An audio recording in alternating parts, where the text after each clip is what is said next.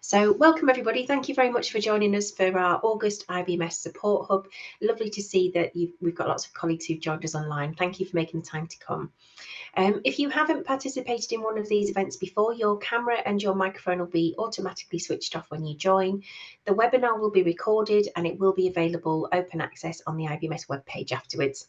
As we identify themes that come through the questions during the session today, we'll put those together into frequently asked questions and a resource pack if we need to add that to the video afterwards.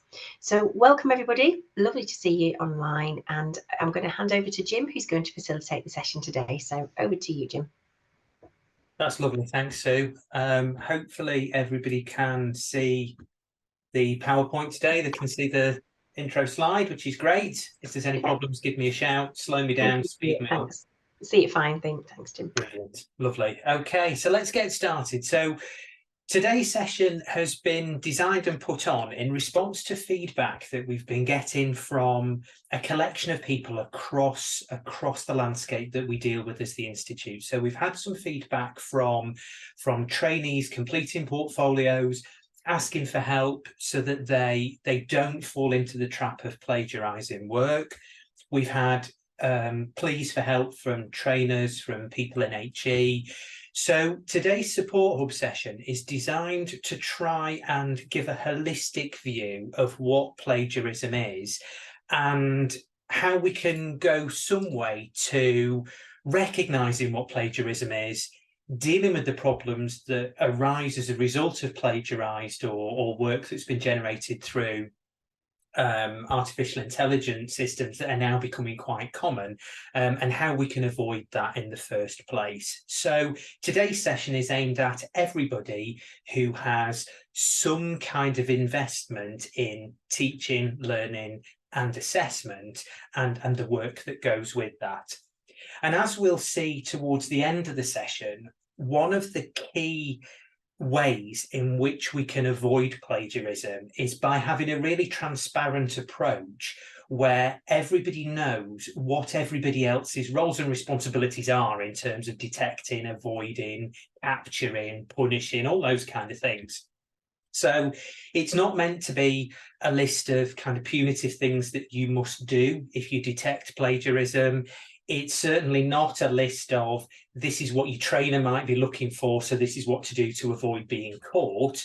It is a very much transparent approach to identifying, dealing with and avoiding plagiarism. So without further ado, we need to start with a really clear grounding of what plagiarism is, because a lot of people are surprised at just how extensive the definition of plagiarism actually is. The standard kind of dictionary definition is that it is the idea of taking somebody else's work or ideas and passing them off as your own. In that respect, it's effectively theft. You are taking something that is not yours, either an idea or some written work or whatever it might be, and you are pretending that it is yours. So that's the classic definition of plagiarism. And in academia, and therefore in the training that we do in the workplace, that definition extends to generally mean that if an idea or a concept is not attributed to somebody else, it is taken on trust that it is yours. Now, that definition of plagiarism and that idea of trust in ideas that are yours extends quite widely, because when you start digging into the kind of various forms of plagiarism and what they look like, it can creep up as a number of different things. So the most familiar form of plagiarism that we're all aware of is this idea of direct word-for-word transcription of something that somebody else has published somewhere else without appropriate citation. That's actually not the most common form of plagiarism that you see if you look at a broad range of sources. It's the most common definition of plagiarism, and it's the most common thing that people will tell you they think is plagiarism. But actually, the most common form of plagiarism that you see holistically across the whole of the education landscape is paraphrasing. and it is the idea of passing somebody else's ideas off as your own. I'm not going to go through what all of those different forms of plagiarism are there, but the ideas that underpin all of those definitions are very similar. That it's this idea of hiding who really authored the work, or hiding who really came up with the idea and pretending that it's yours. So that catch-all definition works, but there are lots of subtle nuances to it. One of the big problems that goes along with paraphrasing, and it's because of how people work as they prepare work, is this idea of patchwork plagiarism, which is what we all know as the right-click synonyms button.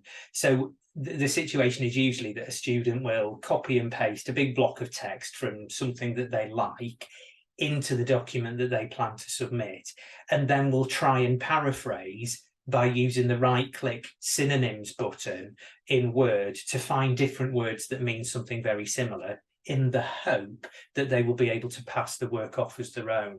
And we'll revisit that idea in a few minutes' time. One of the new situations that's coming up, as I alluded to a minute ago, is the role that AI, particularly ChatGPT and things like that, have in the world of plagiarism. And it is a new situation that universities are still responding to and drawing up policies and procedures in relation to. It's generated a huge amount of chatter across the globe. At the moment, this recent article from The Guardian, for example, suggests that students should be taught to use AI appropriately and make them aware of the impact and the risk of being accused of plagiarism by using different AI tools. So the guidance that's coming out very much puts the onus on academic staff, on trainers in the workplace, on training officers, training managers, that kind of thing, very much puts the onus on those groups of people to outline what is deemed to be an appropriate use of AI in the context that they're working. It's useful to be aware of the fact that AI has quite a complex kind of set of coding that underpins it. Generally, there are two groups of AI tools. There are those tools that create content from scratch using machine learning, and that's what ChatGPT is moving towards. Particularly the later iterations of ChatGPT are moving towards using machine learning to generate new content from scratch. Now, by the dictionary definition of what plagiarism is, you could argue that AI tools that work this way are not plagiarizing content, because what's generated is new. It's built on other ideas, but it's new. The other AI tools will just paraphrase existing web content, and literally they're just patchworking pieces of information together. What's created as a result of that is new and unique, but it is just a patchwork of other people's ideas. So by the definition of plagiarism, that would be very clearly defined as plagiarism.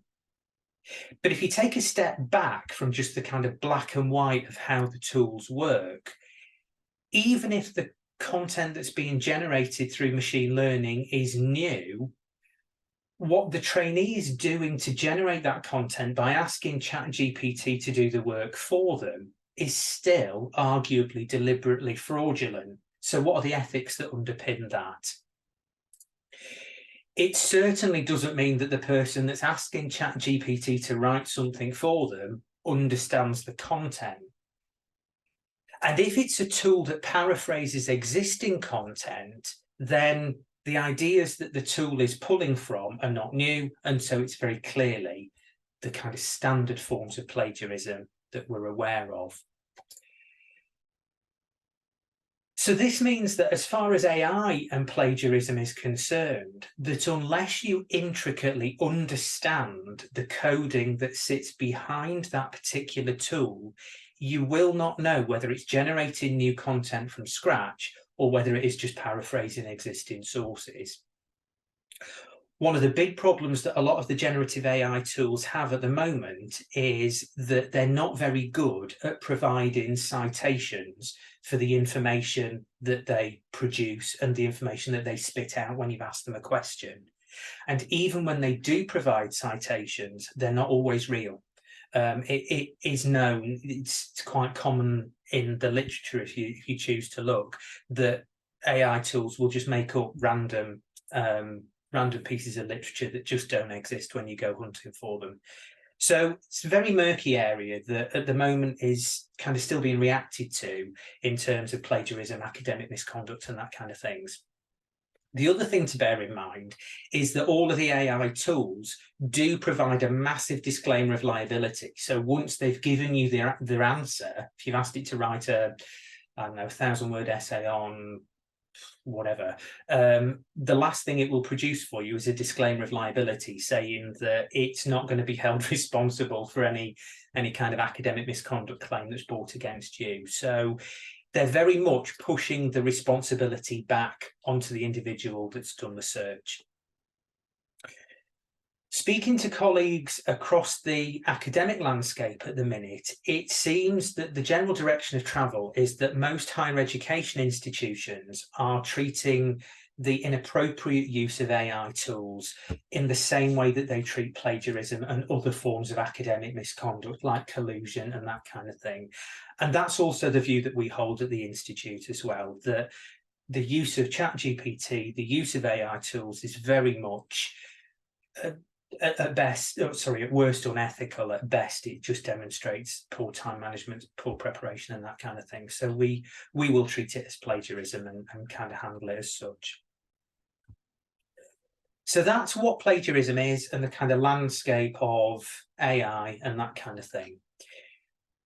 Now we're going to change focus a little bit and have a look at how people can recognise plagiarism. So this little bit of today's session is geared more to people that have got a suspicion that work that they're looking at might have been plagiarised. So this little bit is aimed at trainers, training managers, people that mentor and support trainees in the workplace or students in study. So when it comes to recognising plagiarism, the first thing to understand is that it isn't always easy.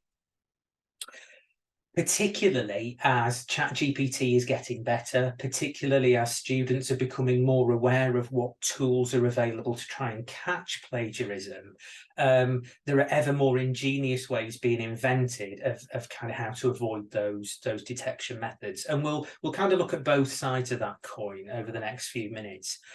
So there are three approaches that you can take. The first of all is looking for red flags. These red flags will usually present themselves to you as soon as you start looking through the work. So as soon as you start reading some trainees' material, you will start to pick up on these red flags if they're there.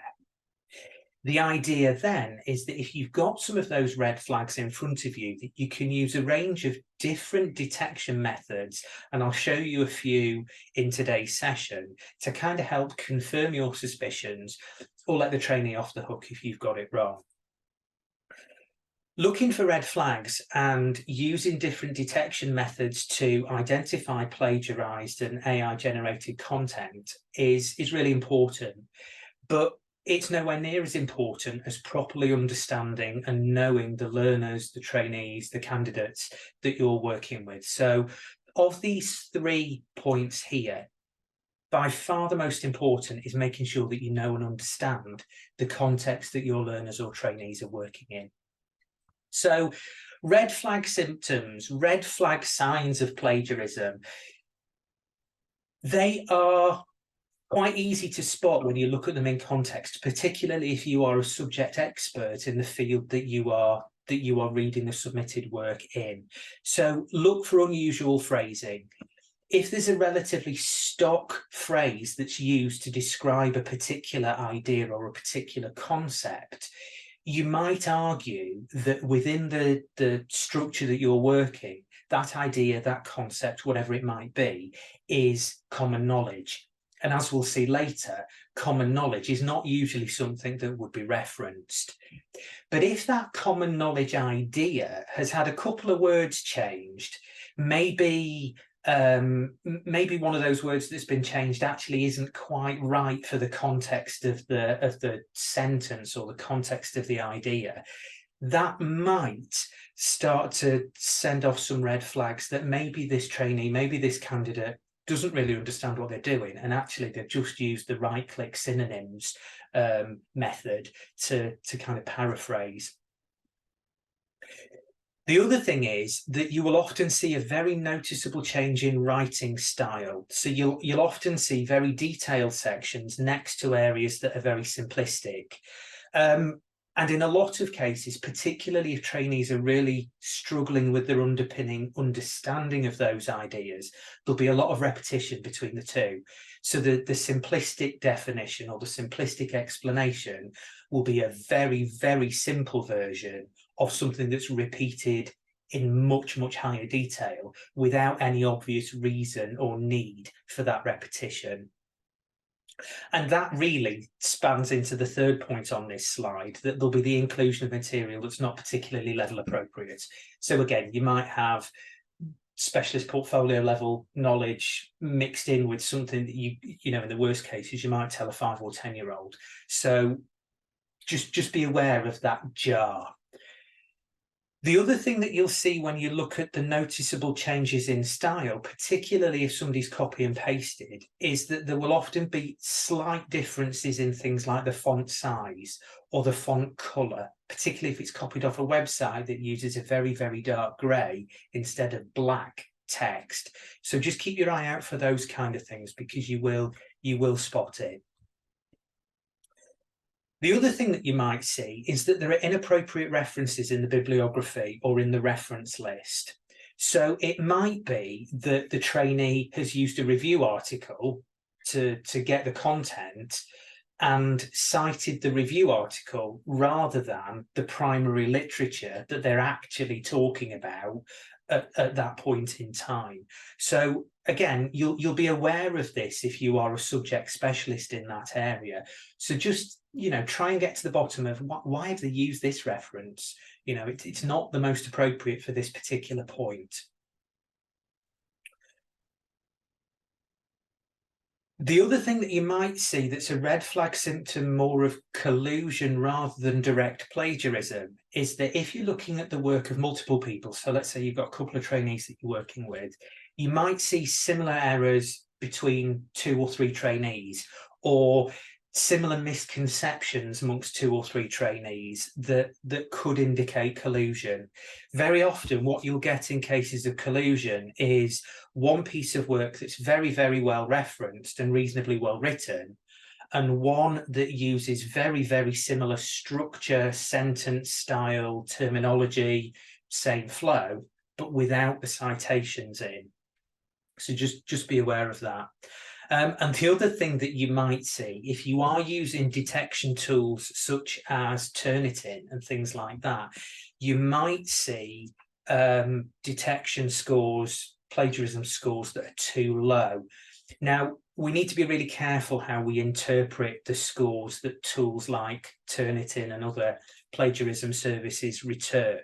But a score that's too low could indicate either the use of ChatGPT or other AI tools, or it could indicate wide-scale copy and pasting. So, for example, something that I once saw is a student had copied what turned out to be about 85 to 90% of an assignment. They'd saved each page of the Word document as a picture, restructured that picture into a new PDF file and submitted that. So as you read the document, it just looks as though it's a PDF that you are reading through. But actually, because it was a collection of pictures, technically, Turnitin, which was the tool I was using at the time, didn't detect that there was any plagiarism in there at all, because there was no text that Turnitin could scan and read. So I'm not saying that people are often that nefarious in the way that they try and plagiarised content, but just be aware that low scores are usually good, but if it's too low, be aware. Particularly if you're expecting the use of industry standard common phraseology, you would expect that common phraseology to be picked up by the tools, because those tools don't know what the common phrases are that everybody uses.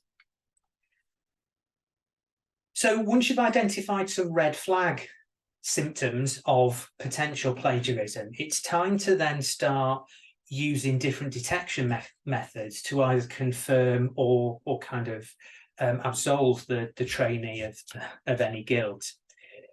The first thing you might want to do, particularly if you don't have access to a particular plagiarism detection tool, is to just Google some of the unusual phrases. And Google is quite good at picking up phrases that have been broken apart by 2 or 3 words within a sentence. The longer the phrase that you Google, the better Google is at picking up the website that it might have been taken from. Once you've Googled that unusual phrase, just have a look through a couple of the hits and see if the general structure of the page that Google's suggesting matches the structure of the trainee's work, because that might help you just zero in on where the trainee has taken stuff from. And then, of course, if the trainee has built in pictures or other web elements from that site into the work they've submitted, you can kind of start to build a picture of what's been going on. The other thing that you could do is you could go straight back to the trainee or the candidate, and you could ask them some oral questions about the document's content. Particularly if there are common phrases in there, you could say, you know, this isn't how we talk about this when we're doing it in the lab. So why have you used these words in the work that you've submitted? Or, you know, you should know that this is a common definition for this particular concept. So just ask them some oral questions to try and help you prize apart what might have happened. The other thing that you could do, particularly if there's inappropriate referencing through the document, that's one of the red flags that you're picking up, is you can just specifically ask them about a couple of references. You know, why did you choose this paper? I would have suggested that this paper was a better source for the point you've made here. Why don't you think that's a more appropriate reference? So just kind of unpick their familiarity with the literature. Do they really know what the base is that they've drawn that information from? And of course, we can start to use different online detection tools as well. So as far as online detection tools are concerned, and when this presentation sent around after today's session, you'll see that there's links there to all of them. What I've done is I've highlighted 5 or 6 different plagiarism detection tools that I've tested. Some of them are free, some of them have kind of like initial free sections, and then you've got to pay for a bit more stronger tools, more robust tools, that kind of thing.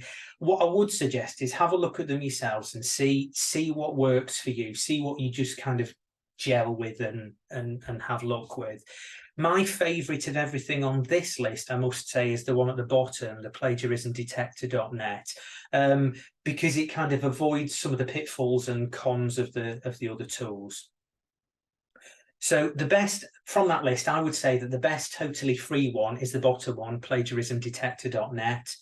The best one out of all of them, hands down, is the PlagScan, the second on the list, and that's because it's marketed by Turnitin, which is the majority of universities use Turnitin as their plagiarism detection tool. PlagScan does require payment, but it is a good tool. Those scores at the end are literally scores that I've given them based on how easy I found it to upload work, wade through the clickbait that's on the site, how useful the plagiarism report was, that kind of thing. So they are just very subjective scores from me as to what I thought, you know, the tools were. Have a look at them, see what you think. If you know, I'm happy to follow up with anybody if anybody needs any more support there.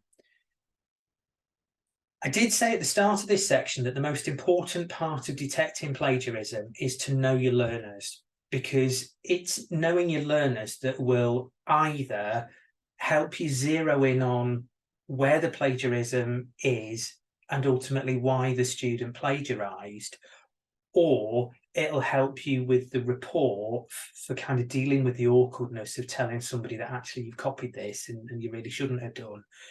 So by knowing your learners, you will know what their usual foibles are. What's their spelling normally like? What's their writing style? Is it particularly verbose? Do they use really long sentences with 16 commas and no full stops?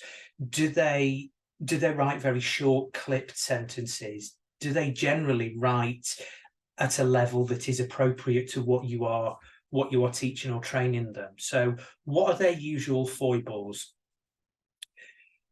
What's their normal level? It's very, very unusual that somebody is absolutely brilliant at one thing and really, really poor at another. So if you're seeing massive level differences between different disciplines of work, for example, just be aware as to, you know, the one that they're excelling at, they might be excelling at because really they're struggling with their understanding and they're not necessarily upholding their end of the bargain and not cheating, copying, seeking guidance, seeking assistance and that kind of thing. So just be aware of what their normal level is. Also, if you've got a really positive rapport with your trainees, you will be aware to some extent or another of what's going on outside of work or uni. This might give you an indication as to what the causative factors are. Why are people plagiarizing? Why is this candidate got a flawless record, but all of a sudden they've copied this section of work or this bit of material? So just be aware of that kind of rapport, because it can really help a trainee open up and kind of explain what's going on. The other thing to be aware of is try and encourage trainees to disclose any kind of specific learning need, things like dyslexia and stuff like that, because fear of getting a bad mark because people perceive that issues associated with dyslexia and how that manifests in terms of sentence structure, grammar, all of those kind of things, it can start to build anxiety in trainees that they don't want to make this disclosure, so they just copy, and you can see how it builds into a problem relatively quickly. So know your learners. A bonus top tip as well is also to know the landscape that you are working in. So there is an absolute explosion of contract cheating sites. You might be familiar with these as essay mills. So essay mills are the kind of catch-all term for these contract cheating sites. If you're doing your Googling of phrases that are a bit odd or you're not sure that the candidate has written them, very often you will pick up some of the contract cheating sites that are out there where you can go and pick up an essay that has already been written and submitted somewhere else on a particular topic.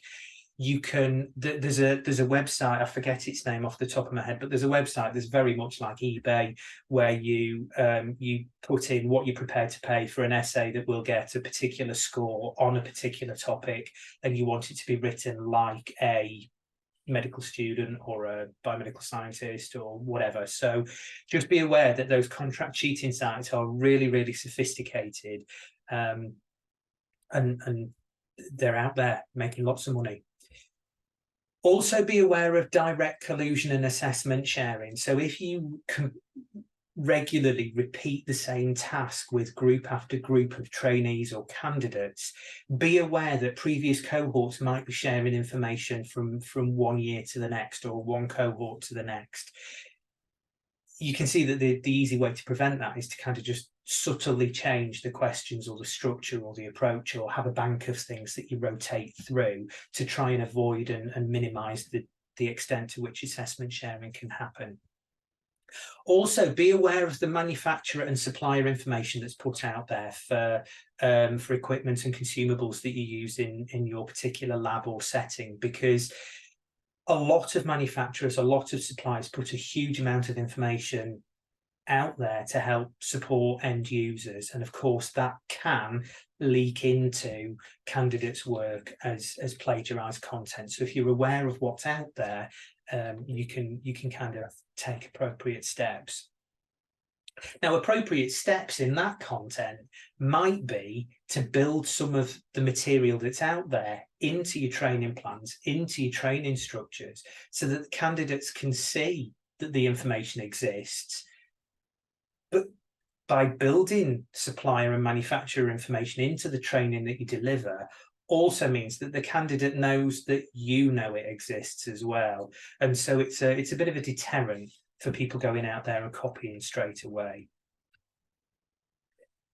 Okay, so we've looked at what plagiarism and how we might recognise it in different settings. So the awkward bit really of today is, how do you deal with it? How do you deal with plagiarism when you've uncovered it?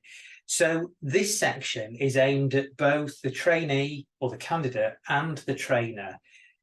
Dealing with plagiarism is horrible.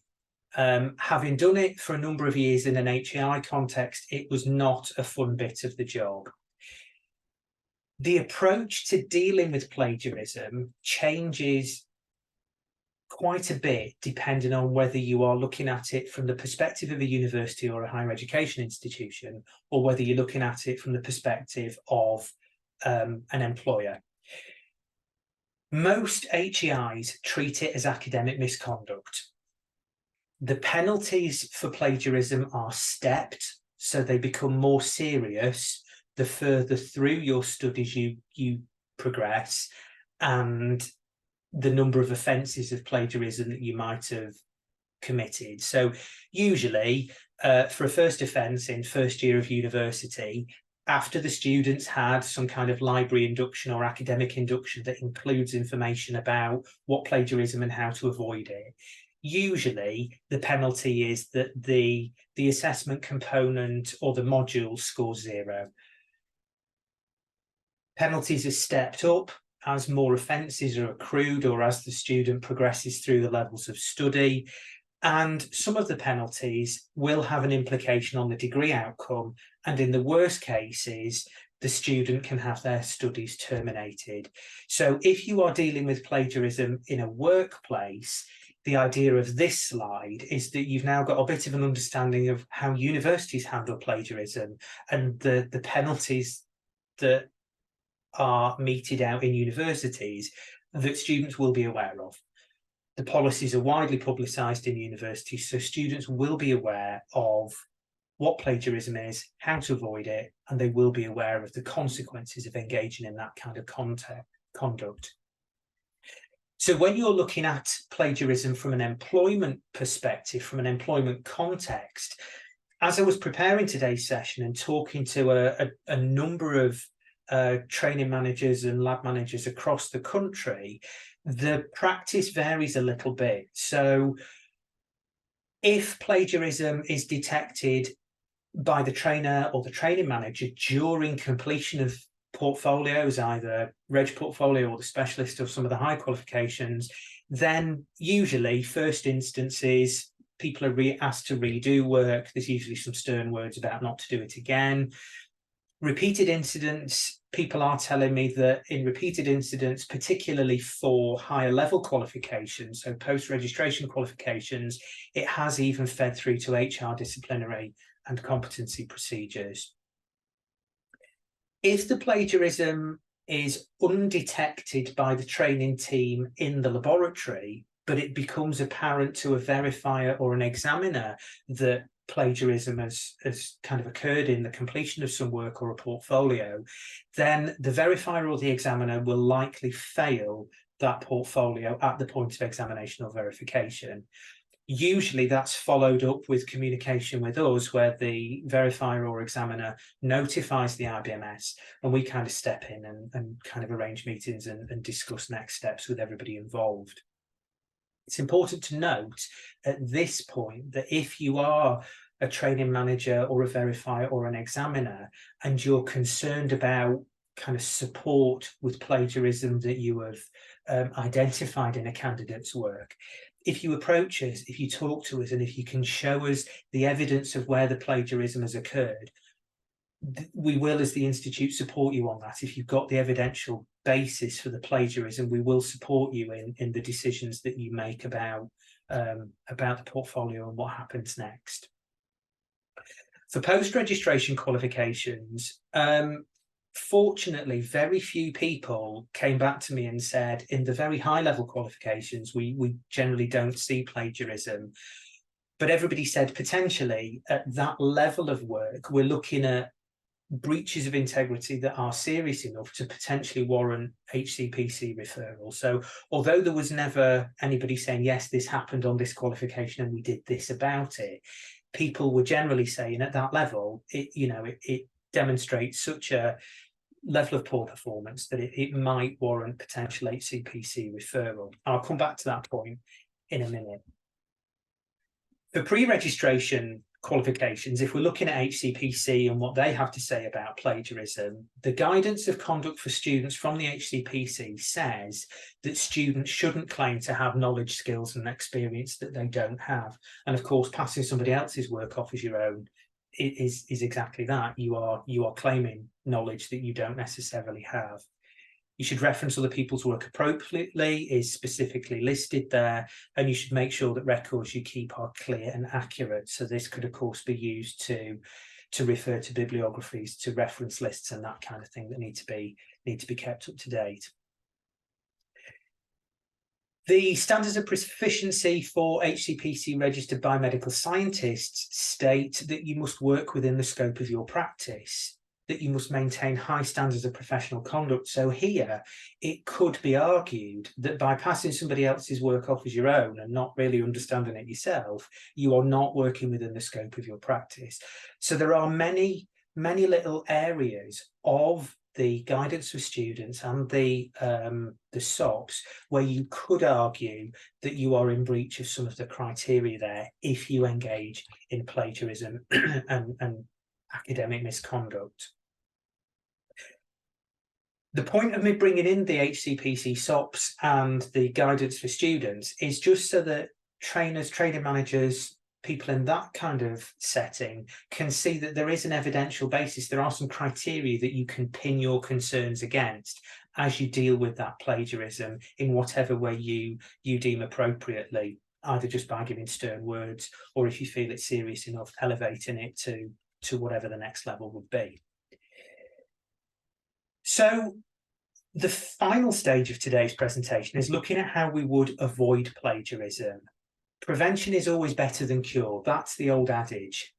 But instead of avoiding plagiarism, the most important question to ask is, why do people do it in the first place? Why is it that people feel the need to plagiarize? And when you look at all of the reasons for this, they reduce down to 4 key things. These reasons on this list are in the order of kind of frequency. So most often people plagiarize because of poor time management. They haven't given enough time to complete the work, or the trainer hasn't given them enough time to complete the work. So there's 2 sides to that. Expectations of achievement, issues around study that are not actually related to study themselves, so personal issues, and a poor understanding of what plagiarism is.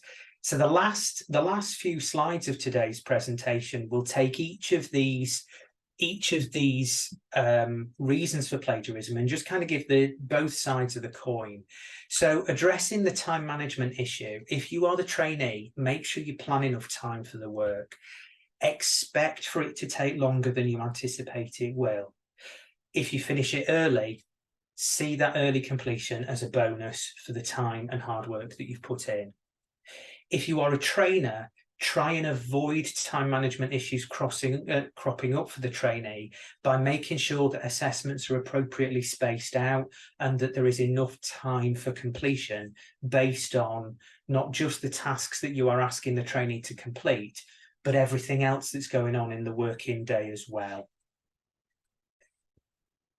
Addressing expectations of achievement. If you are a trainee, you have a long career ahead of you. It is not expected. Nobody expects you to know everything at the start of your career. The purpose of doing these qualifications is to learn. Everybody you speak to who is already qualified and is already further down their career path than you will tell you that you will be a much better practitioner if you learn at your own pace and to some extent in your own way. So make sure that you take the time to learn and grow.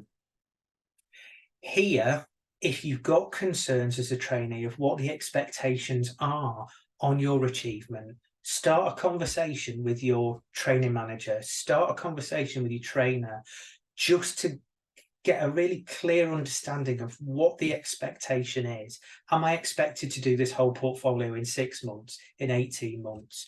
Are you going to let me learn at my own pace? As a trainer, recognize the pressure that trainees are under. Try and support trainees to work through as far as possible at their own level, at their own pace.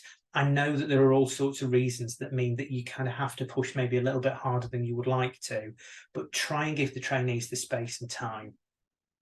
The other thing that's really important is to highlight, as from the trainer's perspective, reasons beyond just career progression as justification for doing a qualification or something. Very often trainees want to get through qualifications as quickly as possible to climb up to a higher band or to earn more money or to be able to move to a better position elsewhere. So just try and frame the value of the training and the qualification in a different way. Addressing non-work issues from the perspective of a trainee. Life happens. Usually trainers are a little bit older than trainees. Usually trainers are a bit further through their career journey than trainees. And so chances are that whatever's happening in the life of the trainee has happened to the trainer or somebody that the trainer knows. So the advice here to the trainee is talk to your trainer, let them know what's happening. It might be really, really, really awkward to have a conversation about how you are really struggling to pay for the bus fare to go to do X, Y, or Z training in a particular place. And so you just copied it all off the internet. It's much better to have the awkward discussion about not being able to afford the bus fare than it is to be sat in a disciplinary because you've copied 2 or 3 times and it's been escalated. So please, please, please try and talk to your trainer. From the perspective of a trainer, you are only going to get disclosures from the trainee if you've got that positive working relationship with the supportive rapport there. Try to be non-judgmental, try to be as objective as you possibly can, and be aware of any referral services that are available in your particular industry or trust that you can encourage the trainee to go and engage with, so that they can get that external support that maybe means that the trainee feels a little bit less like they're in a goldfish bowl. The fourth one is addressing the ignorance of plagiarism. From the perspective of trainees, ignorance is not an excuse. Almost all universities now have quite comprehensive plagiarism awareness, academic misconduct modules built in. The rules don't change. From the perspective of a trainer, if you're sat here today listening, hopefully you've seen a little bit more about what happens in HEIs, and so you can be relatively confident in knowing that almost all trainees that have come through a UK HEI will have had some kind of plagiarism awareness, tutoring, training, support throughout their degree. You can also, as a trainee, build plagiarism awareness into your training plans. Show the trainees the tools that you use. Encourage the trainees to engage with those tools themselves so that they can get their own originality reports. They can see what the tools are picking up as plagiarized, and they can then start to help self-serve and self-support in addressing any issues with plagiarism. The other thing to do is to know when to reference and to reference appropriately. So the first question is, should you provide a reference list or a bibliography? The two are very different. Make sure that you're clear with the expectations. Trainees, make sure that you're clear whether you are expected to produce a bibliography, which is everything that you've consulted, whether it's referenced or not, or a reference list. A reference list is just sources that have been directly cited in your work. So be aware of what the difference between the two is, bibliography and a reference list, and which you need to provide with the work that is submitted. And again, as a trainer, if you are not sure, make sure you give the trainee clarity. When should you reference? What should you reference? Direct and indirect quotes should always be referenced. Factual material that's not common knowledge should be referenced. I'm going to talk about what common knowledge is in the next slide.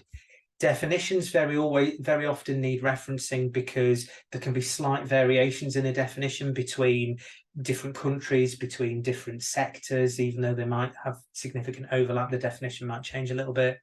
And if you summarized or paraphrased the work of others, that should be referenced as well. The key message is, if you're not sure whether you should reference. It's better to over-reference than under-reference. Common knowledge has no defined meaning, but it's generally accepted to be stuff that an educated reader would already know. Now, one of the key tips I can give you here is that if you agree locally what the meaning of common knowledge is and what would and would not constitute common knowledge, then you can avoid falling into a plagiarism trap straight away.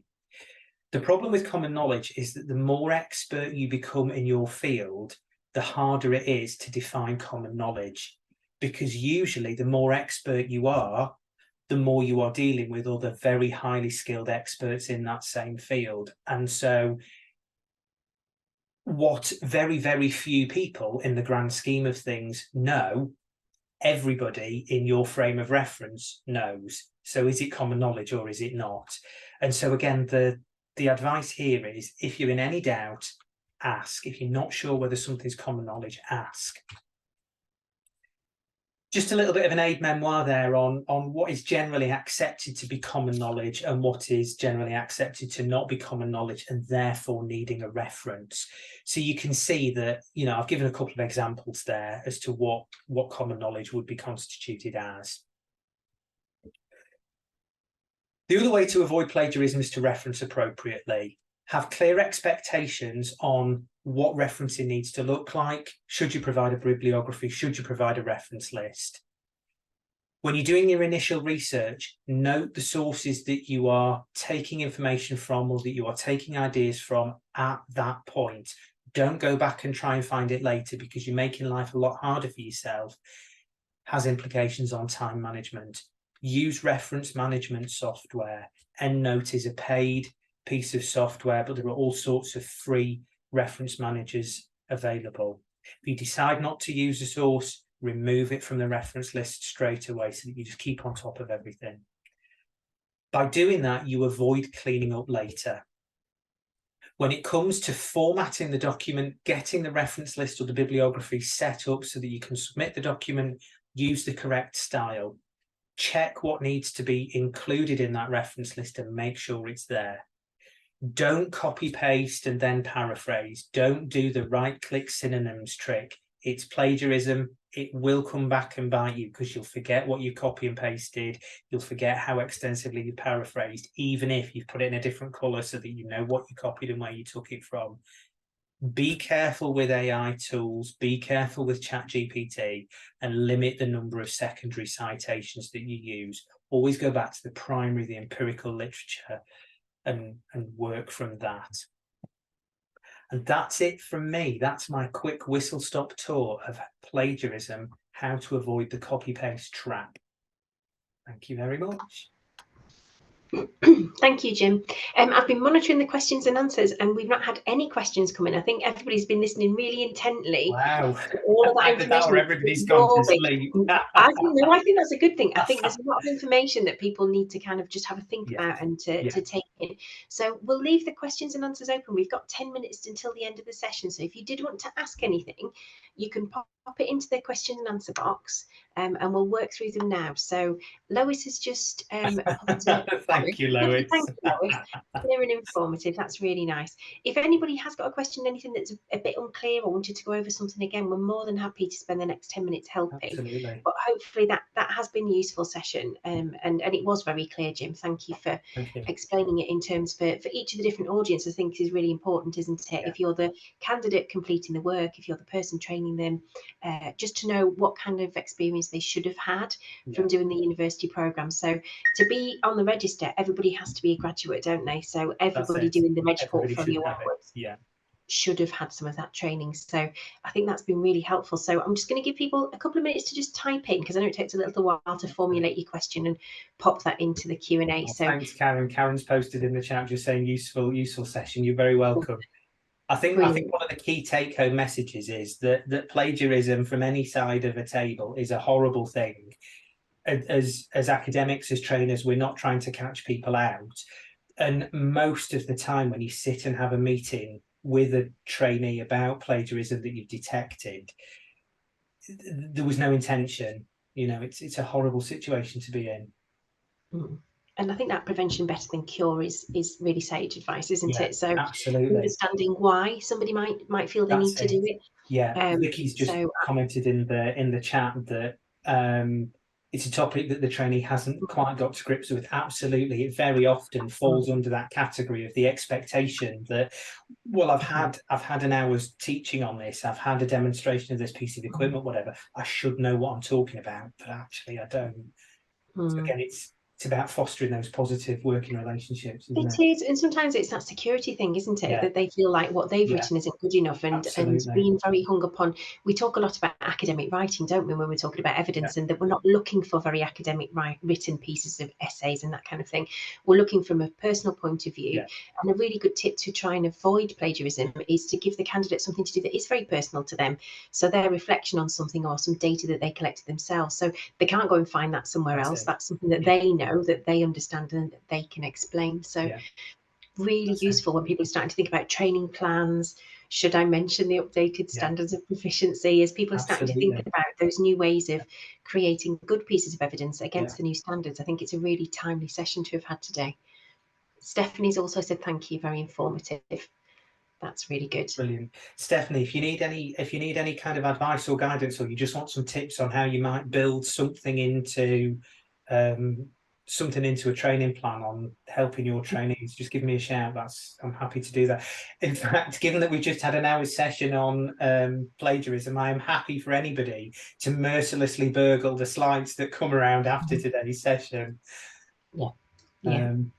I think so too. So we've got quite a few comments and questions coming in now. So Holly's asked a particular question in the Q&A about having a candidate who's got a very specific style of writing, no reference to internal numbers. What would you recommend? So do you want to have a look at Holly's question there, Jim? Let's have a look. We have a candidate who's a very specific style of writing. Not too formal, lots of corrections needed, but evidence is very detailed, different writing style, especially with case studies, no reference to internal labs numbers. Oh, what you could do is you could sit down with that candidate, Holly, and you could just have a chat with them. You could say that you've picked up on this disconnect. You know, what's going on. It may be that if there's lots of corrections needed, of course, it depends on what those corrections are. If you mean in terms of spelling mistakes, it might be that there's an undisclosed learning need there. So it might be worth, you know, just asking, do you need any support? Do you need any help? Start building that rapport to try and kind of then prompt a disclosure. And if you don't get anything, then maybe slowly, this sounds terrible the way I'm going to word it, but slowly just kind of ramp up the pressure a little bit. So I noticed there were a lot of errors in this bit here, but here this bit was really well structured. So what's the disconnect? Kind of call them out on that disconnect and see what happens. And those kind of open questions, Jim, asking them to explain to you. That's it. Sometimes you feel when you're asking questions, if you ask very closed questions, they'll just go, yeah, no, I didn't. So it's engaging in that discussion, isn't it? Absolutely. It is different. That's interesting. You need to talk me through. and get them to absolutely. And that kind of what you just said there, Sue, feeds into the next question. Any suggestions, however anecdotal, on approaches to candidates who are adamant that the work isn't plagiarized, even though they've been told it has been? Yeah, the way I handle this and have handled it historically is I just show them the evidence. And I'm like, right, well, if you've never seen this website before, it can't just be coincidence that these 6 paragraphs are identically worded, or there's 96% similarity between these 6 paragraphs. Yeah. And that's quite a nice way to diffuse it from your word against theirs, because you're actually saying this is saying this piece of evidence here that's it. is unequivocally showing you. So then it's not I've said, you've said, you're actually showing them. So that's quite a nice way to diffuse that. Someone else has asked, at what point will a new portfolio be required if the trainer finds sections of plagiarism? So I would suggest if the trainer's picking it up as you're going along, before it's submitted, that's part of your role as a trainer to tell them that they need to be redone before it goes to submission.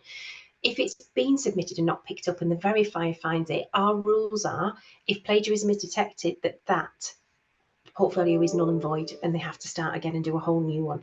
Now, if it's only a tiny bit, it's only one piece of evidence, and the verifier feels they can have a conversation with the trainer and the candidate and saying, look, there's a particular issue with this bit of evidence here, we need you to do it again, then you can do that. But if it's a lot of it and it's systematic through the portfolio, we would say you stop at that point, you tell us at the IBMS, and we will help you to make that decision about it's just going to have to be a new portfolio. I've talked to people a lot for both specialist and reg portfolios about concerns that they've had. So as Jim said, we're always happy to pick up and to have conversations and give you a little bit of our perspective and information and advice if you need that. So Sharon's put a comment in the chat saying many trainees think that they need to give a long list of references to show they've worked hard. Absolutely, yeah, this comes up time and again. If only marks and praise was heaped on people from the weight of what they've submitted.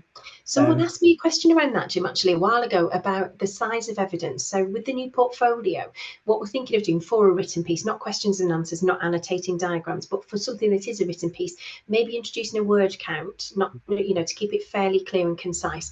But what they can do, because it's going to be electronic, is to do a link to the reference. So they don't need 2 or 3 pages of references at the end. They can hyperlink in the text anyway to where they've got it from, and the person who's looking at it, whether it's a trainer or whether it's a verifier, can follow the link and check that it's an appropriate reference. So if you're worried that suddenly their material is going to be twice the size because of a big reference list, you could talk to them about doing hyperlinks instead, and that would then help keep it short.